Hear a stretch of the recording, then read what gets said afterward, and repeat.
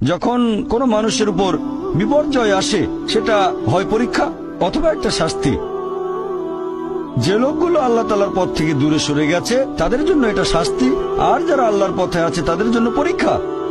হতে পারে যে বাবা মা খুব ভালো মুসলিম, 5 ওয়াক্ত নামাজ পড়েন, হয়তো যাকাত দিয়েছেন, হজ পালন করেন, রমজান মাসে রোজা রাখেন, আল্লাহ তাদের একটা সন্তান দিলেন জন্ম থেকে যার হার্টে সমস্যা।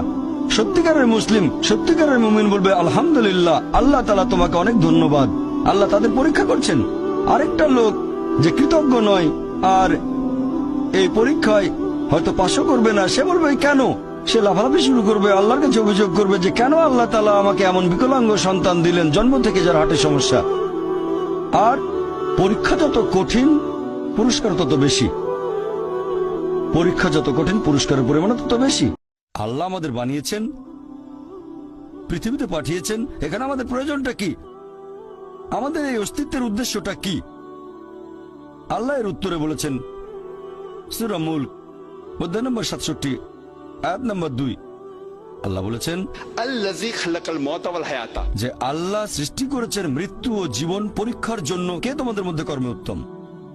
আল্লাহ সৃষ্টি করেছেন জীবন ও মৃত্যু পরীক্ষার জন্য। কে তোমাদের মধ্যে কর্মে উত্তম?